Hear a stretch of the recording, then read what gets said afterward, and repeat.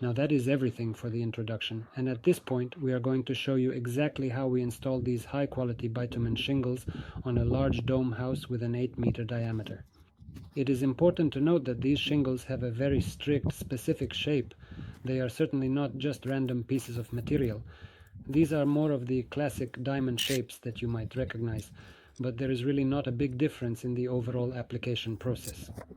Right here in the footage you can see the worker is carefully marking a precise line, which means this particular dome will have pre-planned, carefully prepared seams where the final finish will be completed. That nice, neat pattern will be covered with special mastic. This kind of thing doesn't always fit everywhere. It's more suitable where there are a lot of arches. If the dome has fewer arches, it might not look very nice.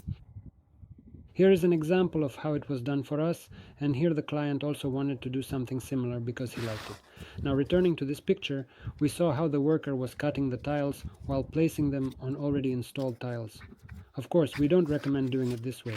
It's better to put down pressed cardboard or something sturdy so that you don't accidentally cut through with the knife and damage the already repaired tiles underneath. So now it's being leveled. It's checked to make sure everything is fine, screws are taken, and there is a pencil mark there. That's the line where the seam should be. A screwdriver and screws are used. In this case, we're using 6x80. Simply screw it in. And everything is simply screwed in only at the top, and then later we screw in at the bottom under the tiles. The higher up you go, the less of this is needed, and in general we decided that maybe it's enough to just screw in a few screws into the top strip to hold that small part.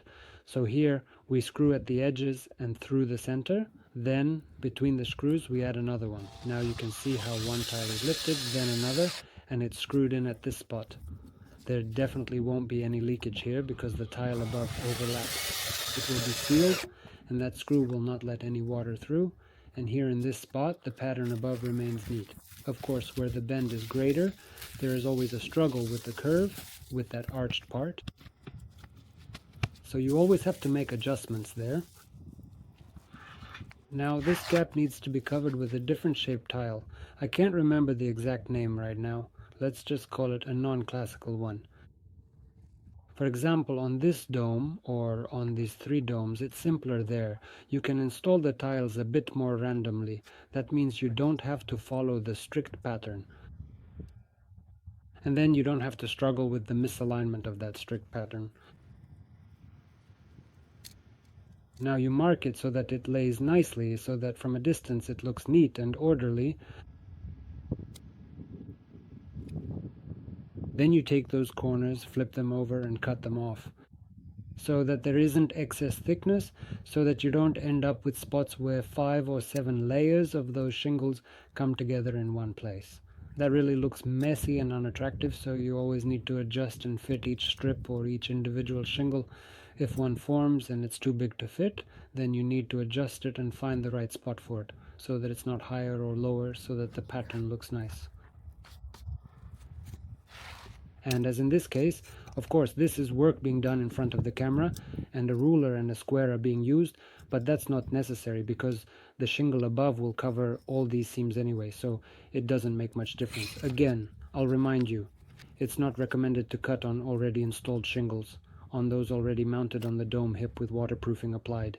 It's better to avoid that. Of course, the responsibility lies with the craftsman himself to make sure he doesn't accidentally cut through. The blade must be sharp enough, and the craftsman needs to have a good feel for the tool he's using. Now he places it, presses it down, checks if it sits nicely, or if it needs to be trimmed again. Or maybe a different shingle should be used altogether. Usually this adjustment works out. Now that shingle will be narrowed down. Usually we try not to do that, not to narrow the diamond shape, because eventually, somewhere later on, we'll have to make a compromise and the pattern will end up looking a bit off anyway. This applies to strict patterns, like in this case with classic ones. If the dome has scattered leaves, then it's likely that this issue will be less noticeable. It's just that now we have these frames, that's why we use them for certain houses. Of course, this is a meticulous job, requiring a bit more time and precision. When I got involved in the final completion of this dome, it went much faster and we coordinated less. we simply allowed the pattern to shift a little, to move away, and there was less adjustment needed. It was enough just to trim the corners of the tile strips, so that the others lying on the sides fit neatly, one on top of the other, like this, as it should be. If you do it as simply as possible, it really looks ugly, messy, and incorrect. Then the tiles don't stick together properly, and if there's even a millimeter gap, wasps can start building nests and so on.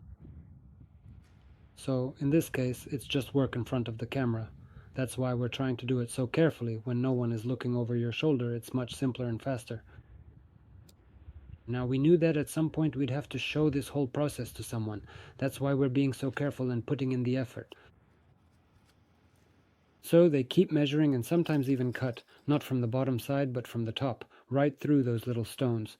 Of course, the knife gets a bit dull, but if you press a bit harder, without overdoing it, you can always make a clean cut exactly where you need it, so that the tile fits snugly against the adjacent tile, because you can't place one on top of another. Something like that. I could speed up this video, but I want to show how carefully you can do it if you take your time. Of course, when there are big domes, when there's more than one, there's always more to deal with. That's just where the craftsmanship comes in. Maybe turn it up a bit more and don't just do it any old way so that the material doesn't get damaged. Simply put, maybe you take the same screws, 6x80 with a full thread, zinc coated with a galvanic finish, and screw them in just as much as needed so you don't over tighten or strip them. The thing is, when the sun shines, the tile becomes soft. When it's cold, when there's frost, then it's very inconvenient to install those tiles. They don't have that flexibility. And now look. Did you almost forget to screw in the bolt from underneath? That screwing in of the bolts is not only for the upper part of the tiles, but also lower down. This is probably only relevant when there are vertical wall sections. When higher up, when the tile is lying on the dome more than it's hanging, then you can skip installing those additional screws. That's exactly what we ended up doing on this very dome. And right at the very top section, located near the bright skylight, which in this case is also a perfectly round skylight, we carefully used some specialized self-adhesive tape that was cut very neatly. I won't be able to include it in this specific video frame right now, simply because that particular part hasn't actually been filmed yet.